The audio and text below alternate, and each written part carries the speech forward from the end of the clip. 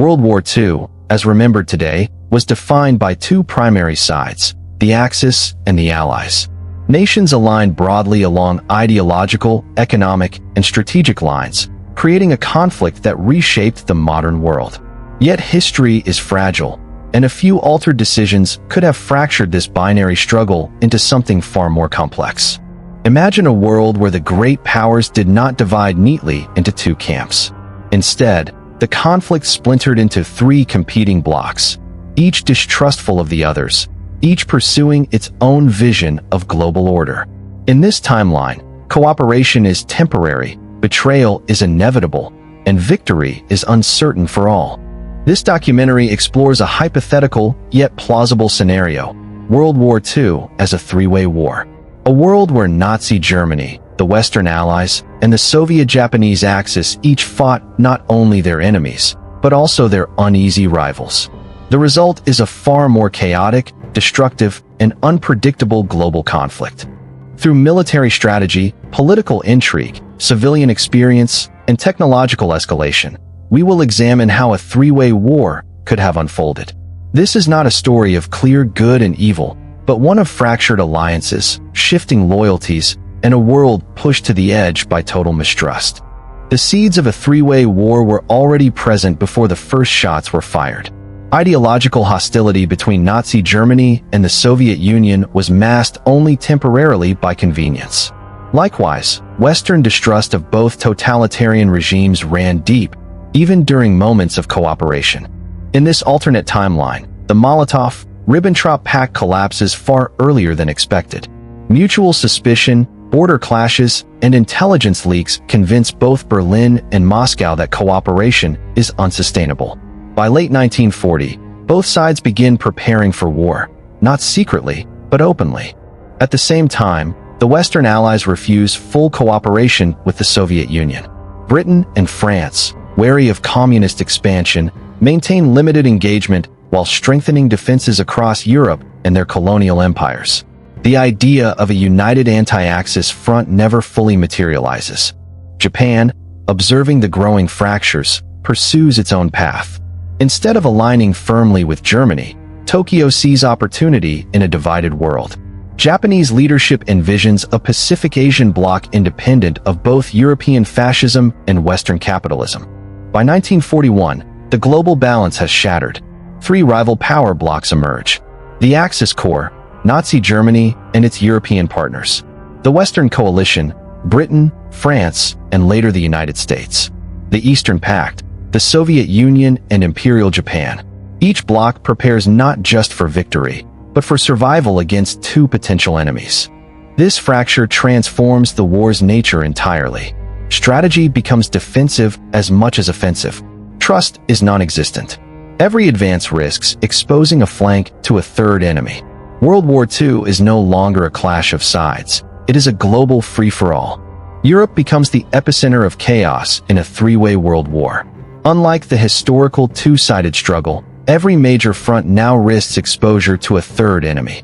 Germany faces the Western coalition in France and the Low Countries, while simultaneously confronting the Soviet Union in the East.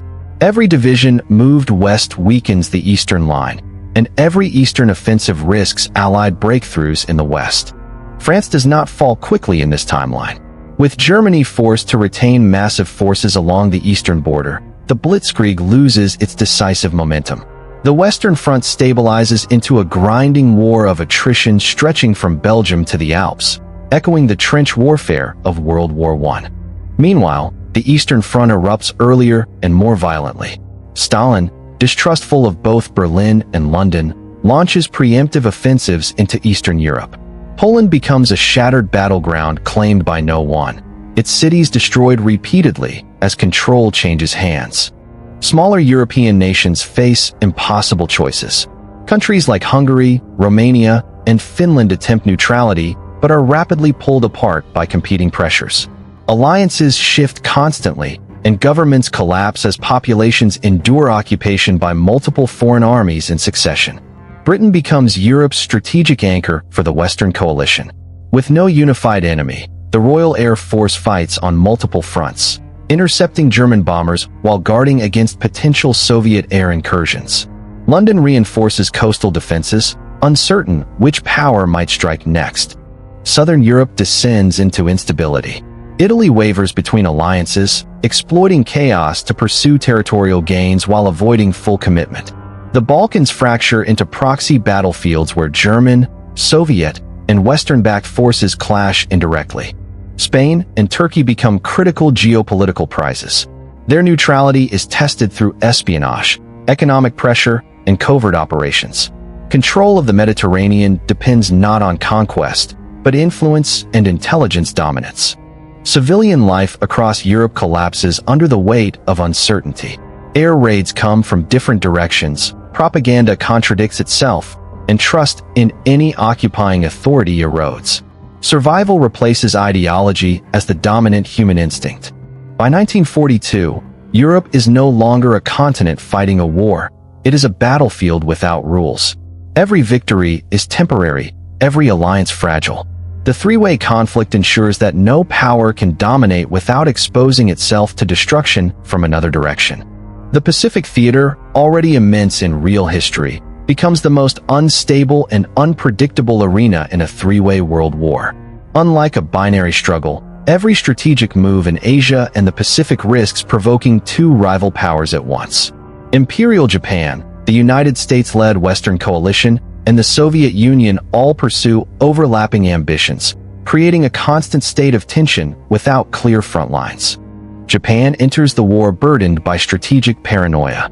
The United States threatens Japan's naval and industrial ambitions, while the Soviet Union looms across Manchuria and Siberia as a land-based danger. Instead of committing to a single decisive campaign, Japanese planners adopt a dispersed strategy designed to keep both rivals cautious and divided. The attack on Pearl Harbor still takes place, but its purpose is fundamentally different. Rather than aiming for outright dominance in the Pacific, it serves as a calculated delay tactic. Japanese leadership hopes to shock the United States, disrupt its fleet, and buy time to fortify key island chains and resource zones before full American mobilization begins. The United States enters the war with overwhelming industrial potential, yet strategic uncertainty limits its immediate response. Washington must now consider not only Japan, but also Soviet intentions in Asia and German maneuvering in Europe. Resources are divided, priorities blurred, and long-term planning becomes deeply cautious.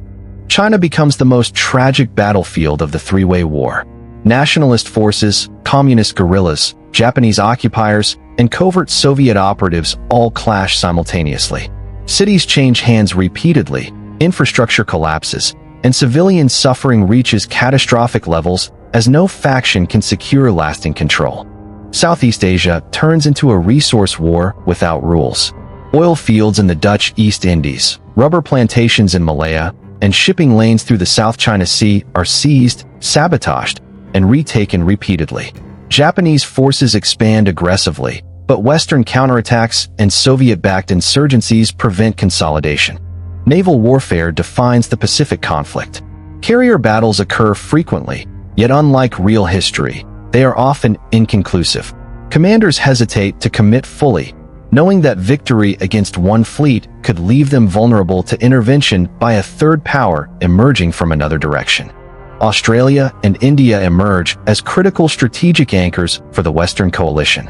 With Europe unstable and Atlantic routes contested, these regions become vital logistical hubs. Airfields, ports, and supply depots expand rapidly as Allied planners prepare for prolonged conflict across multiple directions. The Soviet Union plays a subtle but decisive role in the Pacific. While publicly maintaining limited cooperation with Japan, Moscow strengthens its Far Eastern forces and expands intelligence networks. Railways across Siberia are upgraded, airfields multiplied, and Japanese defenses meticulously mapped. Relations between Japan and the Soviet Union remain defined by mistrust. Border incidents along Manchuria escalate into controlled skirmishes, carefully limited to avoid full-scale war. Both sides understand that open conflict would hand strategic advantage to the Western coalition. Island warfare grows increasingly brutal. Without the possibility of rapid victory, Japanese forces transform captured islands into heavily fortified strongholds. Allied assaults become slower, bloodier, and more cautious, often halted when intelligence suggests Soviet interest in the same territory. Civilian life across the Pacific collapses under constant violence. From Manila to Shanghai, from Jakarta to Seoul, populations endure occupation, famine, and relentless bombing.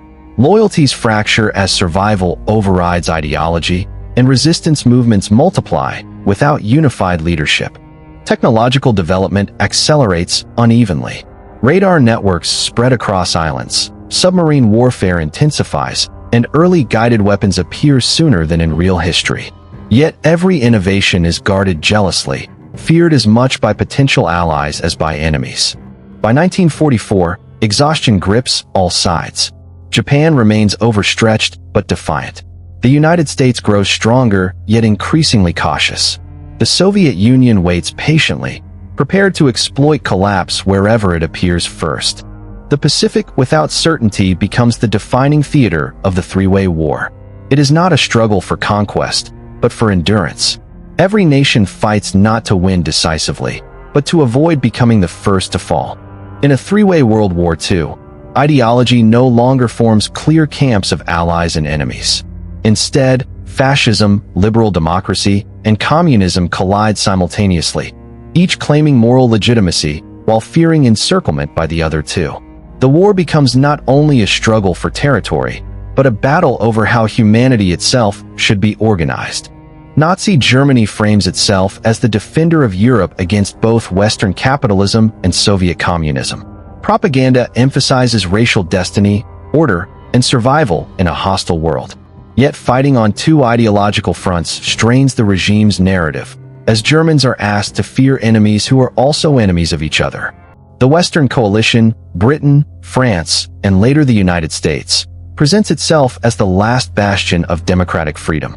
However, its moral position is complicated by colonial empires, strategic compromises, and the refusal to fully align with the Soviet Union. Democracy becomes less a universal ideal and more a defensive identity. The Soviet Union promotes communism as an inevitable historical force, portraying both fascism and Western capitalism as exploitative systems doomed to collapse. Yet Stalin's regime governs through repression, secrecy, and fear, undermining its ideological appeal even as it expands influence through necessity rather than liberation. Japan adds a fourth ideological layer: imperial nationalism. The concept of a greater East Asia co-prosperity sphere is marketed as liberation from Western colonialism, but enforced through military domination. Japan's uneasy cooperation with the Soviet Union is ideological contradiction masked by strategic convenience. Across occupied territories, ideology becomes a tool of survival rather than belief. Civilians adopt, reject, or perform loyalty depending on who controls their city that week. Resistance movements fracture along ideological lines, often fighting each other as much as occupiers. Espionage becomes the true ideological battlefield. Intelligence agencies seek not only military secrets, but political weaknesses. Sabotage, misinformation, and psychological warfare aim to destabilize rival systems from within rather than defeat them outright. In democratic nations, ideological confidence erodes. Prolonged war without moral clarity fuels dissent, labor unrest, and political extremism. Governments balance free expression with censorship, redefining democracy under permanent emergency. Within fascist states, ideology hardens. Continuous threat justifies increased surveillance, militarization, and repression. Loyalty is no longer assumed. It must be proven daily through sacrifice and obedience. Communism evolves under pressure as well. Revolutionary ideals give way to pragmatic control as the Soviet state prioritizes stability over global revolution. Ideology becomes a language of power rather than transformation. Culture reflects ideological exhaustion. Literature, film, and art across all blocks explore themes of ambiguity, fear, and endurance rather than triumph. Artists struggle to reconcile belief with lived reality in a world where no ideology delivers peace. Education systems are reshaped by ideology. Children are taught not only history and science, but loyalty, vigilance, and suspicion. Each block raises a generation conditioned to see the world as permanently hostile. Religion reemerges as both refuge and threat. Some regimes suppress it, others exploit it. Faith communities offer meaning where ideology fails, but are closely monitored for dissent. By the mid-1940s, ideology no longer promises a better future. It becomes a justification for endurance. The three-way war transforms belief systems into defensive fortresses, incapable of victory but unwilling to collapse. The collision of ideologies ensures the war's continuation. No system can triumph without exposing itself to destruction by the others. World War II becomes not a test of whose ideology is superior, but whether humanity can survive when belief itself becomes a battlefield. For civilians, a three-way World War II is not defined by grand strategy or ideology, but by instability. In cities and villages across Europe, Asia, and Africa, authority changes hands repeatedly. 1 month brings fascist rule, the next communist administration, and then a return of Western control. Survival depends not on loyalty, but on adaptability. Daily life becomes a negotiation with uncertainty. Curfews shift, currencies change, and laws are rewritten overnight. Civilians learn to hide opinions, stockpile essentials, and maintain multiple identities to avoid suspicion. Speaking the wrong language or displaying the wrong symbol can be fatal. Food scarcity defines the civilian experience. Supply lines are constantly disrupted by shifting fronts and competing occupations. Ration cards lose meaning as administrations collapse, forcing families to rely on black markets, bartering, or subsistence farming within ruined urban spaces. Families endure prolonged separation. Conscription by multiple powers means sons and fathers may fight under different flags at different times. Prisoners of war are often transferred between factions, leaving families uncertain whether loved ones are alive or simply lost within the chaos. Urban centers suffer relentless bombardment. Unlike a two-sided war, air raids come from unpredictable directions. Shelters are overcrowded, hospitals overwhelmed, and emergency services stretched beyond collapse. Civilians measure time not by calendars, but by the rhythm of sirens. Children grow up without a clear sense of peace.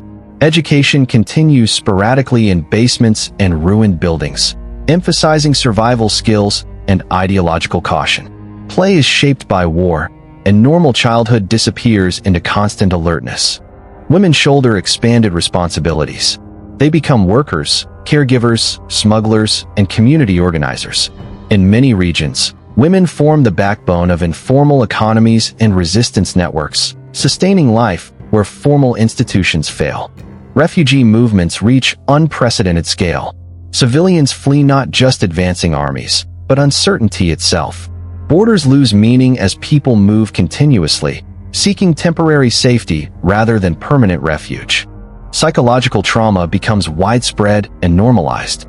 Fear, fatigue, and emotional numbness define civilian consciousness. Hope is no longer tied to victory, but to survival through another day. Yet even within collapse, moments of humanity persist. Music, shared meals, whispered stories, and quiet acts of kindness offer resistance against despair. Civilian life in a three-sided war is not heroic in the traditional sense, but it is profoundly resilient. The civilian experience reveals the true cost of a three-way war. When no side can promise liberation or peace, ordinary people become the front line, absorbing the weight of history while struggling simply to remain human. In a three-way World War II, espionage becomes as decisive as armies.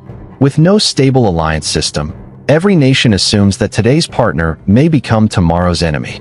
Intelligence agencies expand rapidly, operating not only behind enemy lines, but within nominally friendly states. Information, not territory, becomes the most valuable currency of war. The traditional concept of a front line collapses. Borders shift constantly, and military movements are often concealed or misrepresented through deliberate misinformation.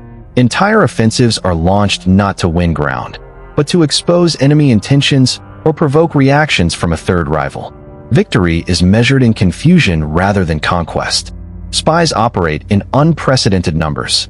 Cities like Istanbul, Stockholm, Shanghai, Lisbon, and Buenos Aires transform into silent battlegrounds where diplomats, agents, and smugglers exchange secrets in cafes, hotels, and ports. Neutrality offers no safety, only opportunity. Intelligence agencies pursue multiple, often contradictory goals. Western operatives attempt to weaken both fascist and communist influence without driving them into cooperation. Soviet intelligence seeks to manipulate conflicts to exhaust capitalist powers. Axis intelligence works to fracture potential alliances and delay coordinated resistance. Betrayal becomes routine. Double agents flourish, feeding carefully crafted truths and lies to multiple masters. Loyalty is fluid, shaped by ideology, coercion, money, or survival. Many operatives no longer know whom they truly serve. Technology accelerates the intelligence war. Radio interception, code breaking, and early electronic surveillance expand rapidly. Cryptographic battles rage silently, with breakthroughs capable of shifting entire campaigns without a single shot fired. The three-way conflict complicates even successful intelligence victories. A decoded message revealing enemy plans cannot always be acted upon without exposing capabilities to a third power. Restraint becomes as important as discovery. Sabotage operations increase dramatically. Railways, factories, fuel depots, and communication hubs are targeted not only to weaken enemies, but to destabilize occupied regions. Attribution is deliberately obscured, fueling paranoia and internal purges. Resistance movements are deeply affected by espionage warfare. In many occupied territories, rival resistance groups emerge, aligned with different ideological sponsors. These groups sometimes cooperate against occupiers, but just as often clash violently with one another. Fear spreads within governments. Leaders trust intelligence reports less, aware that deception is constant. Decision-making slows as every action risks manipulation. This paralysis becomes a strategic weapon in itself. The Soviet Union excels in long-term intelligence strategy. Rather than seeking immediate advantage, Soviet operatives focus on infiltration, recruitment, and ideological subversion. They embed themselves in political movements, labor organizations, and military bureaucracies across Europe and Asia. Western intelligence emphasizes technological superiority and global reach. Naval intelligence, aerial reconnaissance, and economic surveillance expand rapidly. Yet democratic institutions struggle to balance secrecy with accountability, creating internal tensions. Axis intelligence relies heavily on intimidation and counterintelligence. Surveillance states expand, but excessive repression often destroys trust and drives skilled operatives underground or into enemy hands. As the war drags on, intelligence failures become catastrophic. False reports trigger premature offensives, diplomatic miscalculations, and unnecessary massacres. Truth becomes elusive, buried beneath layers of fear and ambition.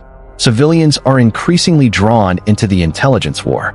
Ordinary people become informants, couriers, or unwitting accomplices. The line between civilian and combatant erodes, deepening moral ambiguity. By the mid-1940s, espionage dominates strategy. Military planners no longer ask where the enemy is, but what the enemy believes. Wars are delayed, accelerated, or redirected by rumors, leaks, and psychological operations. The three-way war becomes a conflict of mirrors. Each power sees distorted reflections of itself in its enemies, shaped by misinformation and fear. Reality fractures, and certainty disappears. Espionage ensures that the war cannot end cleanly. With no shared truth, no trusted channel, and no clear victor, every attempt at peace risks becoming another deception. In a three-way World War II, technology becomes both shield and sword, advancing faster than strategy can absorb. With no single enemy to counter, each power designs weapons not for dominance, but for flexibility, systems capable of deterring two rivals at once. Innovation accelerates unevenly, shaped by fear of surprise rather than confidence in victory. The arms race no longer follows a linear path. Breakthroughs in one block provoke immediate countermeasures from two directions, compressing years of development into months. Laboratories operate around the clock, often in secrecy so deep that even allied ministries remain uninformed. Knowledge becomes compartmentalized, guarded as fiercely as territory. Air power leads the race. Faster fighters, longer-range bombers, and early jet experiments emerge simultaneously across the three powers. Designers prioritize speed, altitude, and adaptability, knowing that air superiority against one enemy could evaporate if another enters the skies unexpectedly. Naval technology follows closely behind. Aircraft carriers evolve into mobile fortresses, while submarines grow quieter, deeper diving, and deadlier. Anti-submarine warfare becomes a science of probabilities, as fleets prepare to face not one doctrine, but three competing naval philosophies. Radar and detection systems spread rapidly. Early warning networks blanket coastlines and borders, attempting to reduce the terror of surprise attack. Yet the three-way conflict ensures that no network can cover all directions, leaving permanent blind spots that fuel paranoia. Communications technology advances under extreme pressure. Secure radios, encrypted field telephones, and mobile command centers become essential. At the same time, signal interception grows more sophisticated, turning every transmission into a potential liability. On land, mechanization accelerates. Tanks become heavier, faster, and more specialized. Infantry weapons emphasize versatility, allowing soldiers to adapt quickly as front lines shift and allegiances change. Logistics vehicles evolve to sustain prolonged operations across fractured territories. Rocketry marks a turning point. Long-range missiles, once experimental curiosities, receive urgent funding. Each power fears that falling behind could invite coercion or annihilation. Testing sites multiply, often hidden in deserts, tundra, or remote islands beyond civilian oversight. The nuclear question emerges earlier and with greater ambiguity. Scientists understand the destructive potential, but political leaders hesitate. A nuclear monopoly against one enemy could invite preemptive action from the others. Deterrence becomes a three-body problem with no stable solution. Medical technology advances in parallel. Battlefield surgery, antibiotics, and trauma care improve rapidly to sustain endless casualties. Prosthetics and rehabilitation programs expand, reshaping post-war society even before peace is imaginable. Industrial production becomes a technological contest of efficiency. Automation spreads through factories, assembly lines grow modular, and resource substitution becomes a science. Each power seeks resilience, systems that can absorb sabotage and bombing while continuing output. Scientific collaboration collapses. Where real history saw limited exchanges even during war, the three-way conflict destroys trust entirely. Conferences vanish, journals are classified, and scientists work in isolation, often duplicating efforts unknowingly. Technology reshapes command itself. Decision-making relies increasingly on data, forecasts, and simulations. Yet the complexity of three-way rivalry overwhelms even the most advanced models, forcing commanders to rely on intuition amid uncertainty. Civilian technology is also transformed. Power grids are hardened, shelters integrated into urban design, and transportation systems adapted for rapid evacuation. Everyday life becomes inseparable from military planning. The arms race creates moral distance. Weapons grow so complex and destructive that responsibility feels abstract. Engineers and operators rarely see the human consequences of their work, deepening ethical fractures within societies. By the later years of the war, technological superiority no longer guarantees advantage. Every breakthrough is temporary, every edge contested from two sides. Progress continues not toward victory, but toward survival in a permanently unstable balance. The three powers become trapped by their own innovations. Technology sustains the war, while making peace increasingly difficult. To stop would mean trusting rivals armed with unprecedented tools of destruction. In this arms race without resolution, technology ceases to be a path to triumph. It becomes a mechanism of endurance, keeping the three-way war alive even as it threatens to consume the world that created it. By the mid-1940s, the three-way world war reaches a threshold no previous conflict has crossed. Nuclear science, once an abstract theoretical pursuit, becomes a strategic nightmare shared by all powers. Unlike a two-sided arms race, nuclear development in a three-power system introduces instability rather than deterrence. Every breakthrough threatens to provoke panic from two rivals simultaneously. Scientists across the Western Coalition, Nazi Germany, and the Soviet Union race toward atomic weapons under extreme secrecy. Each bloc fears that falling behind would invite coercion, while achieving superiority might trigger a desperate preemptive strike. Nuclear research facilities become the most guarded locations on Earth. Political leaders struggle to grasp the weapons implications. Military planners envision decisive victory, while diplomats fear irreversible escalation. The absence of trust ensures that no declaration, treaty, or reassurance carries weight. Germany's nuclear program advances unevenly. Internal ideological conflicts, resource shortages, and strategic bombardment slow progress. Yet even partial success terrifies its enemies, who cannot afford to assume German failure. Rumors alone are enough to reshape entire war plans. The Western Coalition's program benefits from industrial scale and scientific collaboration, but internal debate slows deployment. Democratic institutions question whether using such a weapon would destroy the very values the war claims to defend. Delay becomes both a moral stance and a strategic risk. The Soviet Union pursues nuclear weapons with ruthless focus. Espionage accelerates development, siphoning knowledge wherever possible. For Stalin, the bomb represents not victory, but survival in a hostile post-war world that may never truly end. The concept of deterrence collapses under three-way logic. A nuclear strike against one enemy could invite immediate retaliation from another. Even possession without use becomes destabilizing, encouraging covert sabotage, assassination, and preventive warfare. Military doctrines fracture. Some generals argue for limited nuclear demonstrations to force negotiations. Others warn that any use would unleash uncontrollable escalation. No historical precedent offers guidance. Civilian populations become aware of the bomb through whispers, propaganda, and leaked intelligence. Fear takes on a new dimension, not of occupation or bombing, but of instant annihilation. Public morale shifts from endurance to existential dread. Nuclear facilities themselves become targets. Commandos, bombers, and saboteurs seek to destroy reactors and laboratories before weapons can be completed. These missions risk catastrophic contamination, adding another layer of horror to the war. Religious leaders, philosophers, and scientists debate the morality of nuclear weapons. For the first time, humanity confronts a tool capable of ending civilization itself. Ideology offers no answers, only justifications. Behind closed doors, tentative discussions emerge about international control of atomic energy. Yet no power trusts the others to comply. Verification seems impossible in a world built on deception. As the war grinds on, the bomb remains unused, but ever present.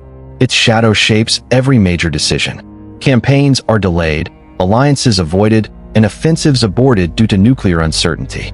The nuclear dilemma ensures the war's paralysis. Victory becomes impossible without risking extinction. Peace becomes unattainable without trust.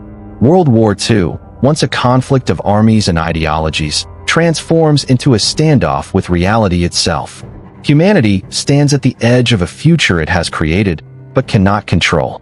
By the late 1940s, the three-way world war reaches a breaking point. None of the major powers can secure decisive victory without exposing itself to destruction by the other two. The global system begins to fracture under the strain, forcing leaders to confront an unprecedented question. Does the war end in collapse, or stabilize into an uneasy balance? Military exhaustion spreads across all fronts. Armies remain vast, but morale erodes as soldiers fight year after year without clear purpose or progress. Victories are temporary, territories change hands repeatedly, and sacrifice no longer promises resolution. Economic systems begin to fail. Total war production overwhelms labor forces and resource supplies. Inflation surges, black markets dominate, and civilian infrastructure decays faster than it can be repaired. Even the most industrialized nations struggle to sustain perpetual mobilization. Political legitimacy weakens everywhere. Governments justify emergency powers indefinitely, but populations grow restless. Protests, strikes, and quiet resistance multiply as people question whether survival under constant war is victory at all. Some regions descend into collapse. Peripheral states lose control entirely, fragmenting into warlord territories, resistance zones, and proxy battlefields. In parts of Eastern Europe, China, and Southeast Asia, the war never truly pauses, it simply mutates. Elsewhere, forced stability emerges.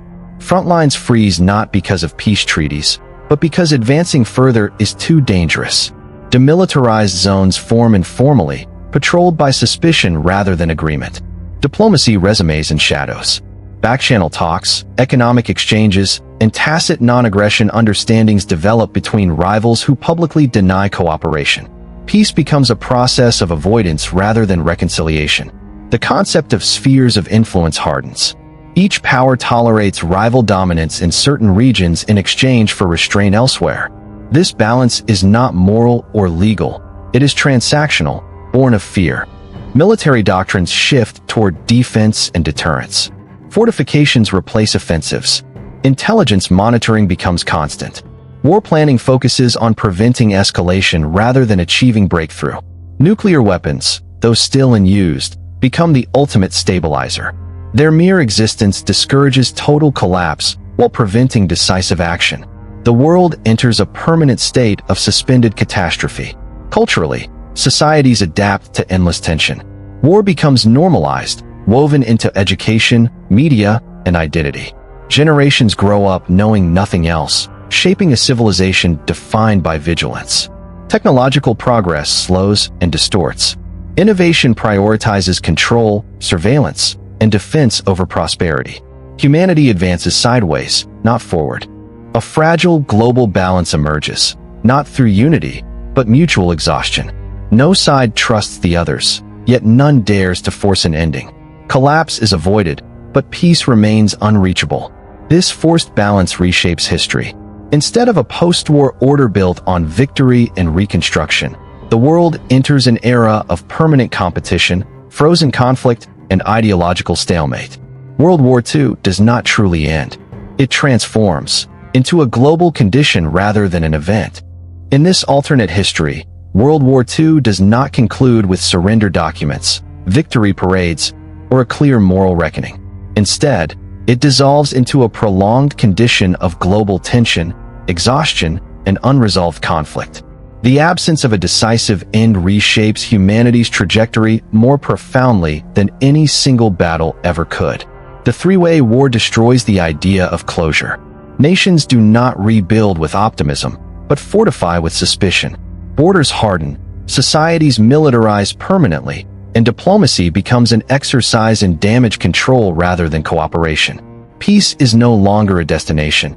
It is a temporary pause between crises. The political consequences are immense. Without victory, no ideology claims legitimacy through triumph. Fascism survives longer but stagnates under constant threat. Democracy endures but compromises its ideals for security. Communism expands cautiously, more focused on control than transformation. Economic recovery never fully arrives. Marshall Plans and Reconstruction booms are replaced by sustained military, spending, and infrastructure hardened for conflict. Innovation serves surveillance and defense, not prosperity. Inequality deepens as resources funnel toward security states. Culturally, the world grows inward. Art, literature, and philosophy reflect ambiguity rather than hope. Heroism gives way to endurance. The dominant question of the age is not how to win, but how to survive without losing one's humanity. Generations are shaped by permanent tension. Children grow up rehearsing evacuations, learning ideological caution, and accepting fear as normal. History is taught as an ongoing warning, not a completed lesson. International institutions never gain real authority. Without a clear victor to shape rules, global governance remains weak and fragmented. Cooperation exists only where interests temporarily align, always shadowed by mistrust. The nuclear dilemma lingers as a silent guardian and executioner. Weapons remain unused, yet their presence defines every decision. Humanity lives under a ceiling it dares not touch, knowing that a single miscalculation could end everything. Colonial empires dissolve unevenly.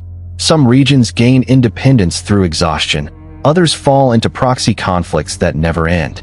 Liberation movements inherit a world already fractured, struggling to build stability amid constant interference. Morally, the war leaves no clean legacy. There is no universally accepted narrative of good and evil, only competing memories, censored truths, and unresolved guilt. Justice is partial, selective, and often postponed indefinitely. Yet humanity endures.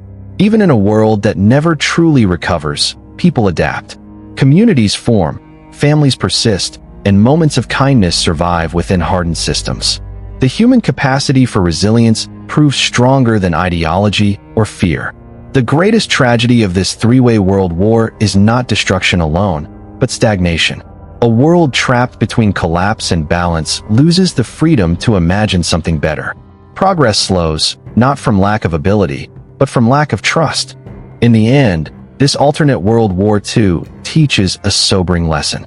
Victory matters, not for glory, but for resolution. Without an ending, history becomes a loop, and the cost of war is paid not once, but forever. The world survives, but it never truly heals.